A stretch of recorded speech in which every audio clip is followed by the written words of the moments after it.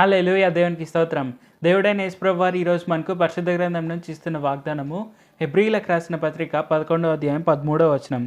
వీరందరూ ఆ వాగ్దానముల ఫలము అనుభవింపకపోయినను దూరము నుండి చూచి వందనము చేసి తాము భూమి మీద పరదేశులమును యాత్రికులమునై ఉన్నామని ఒప్పుకొని విశ్వాసము గలవారై మృతి నొందిరి.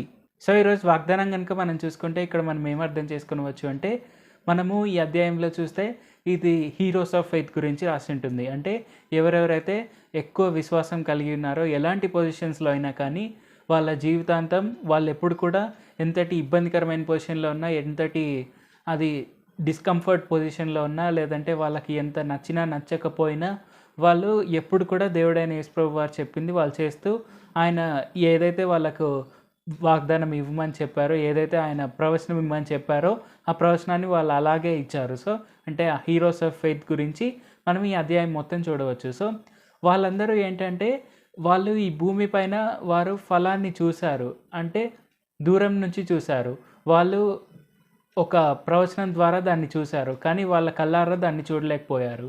అయినప్పటికీ కూడా వాళ్ళు విశ్వాసం కలిగి నిన్నారు. మనము దాన్ని కళ్ళారా చూడగలుగుతున్నాము. ఏంటంటే దేవుడైన యేసు ప్రభువారు మన కోసం మరణించారు. మనకు ఎటువంటి శిక్షా విధి లేకుండా, మనము ఎటువంటి బలులు అర్పించాల్సిన అవసరం లేకుండా, మనము ఎలాంటి పాపం వలన కలిగే శిక్షలు పొందాల్సిన అవసరం లేకుండా, మనం కేవలం ఆయనకు ప్రార్థన చేస్తే ఆయన మన ప్రార్థన విని మన పాపాలన్నింటినీ కొట్టి వేసిన క్రమంలో ఉన్నాము. సో ఇలాంటి ఒక గొప్ప వాగ్దానాన్ని వాళ్ళు చూడలేకపోయారు అప్పుడు. కానీ ఇలాంటి ఒక వాగ్దానము అనేది తప్పకుండా నెరవేరుతుంది అని వాళ్ళు ప్రవచనం ద్వారా చూశారు. కానీ వాళ్ళు వాళ్ళ సొంత కళ్ళతో చూడలేకపోయారు. అయినప్పటికీ కూడా వాళ్ళు విశ్వాసం కలిగి ఉన్నారు. వాళ్ళు ఖచ్చితంగా ఇప్పుడు కాకపోయినా తర్వాత అయినా దేవుడైన యేసు ప్రభువారు ఈ భూమి పైనకి వస్తారు, ఆయన మరణిస్తారు, ఆయన పాపాలన్నింటినీ కొట్టివేస్తారు, ఆయన ధర్మశాస్త్రాన్ని నెరవేరుస్తారు, ఆయన కృపాయుగాన్ని తీసుకొని వస్తారు అనే విషయాన్ని వాళ్ళందరూ నమ్మారు. సో వాళ్ళు చూడకనే నమ్మారు. మనకు చూసి కూడా మనలో చాలామంది నమ్మని వాళ్ళు ఉన్నారు. కాబట్టి మనం ఏం చేయాలి అంటే, మనము తప్పకుండా ఆయన మన కోసం మరణించాడు అనే విషయాన్ని మనం నమ్మాలి.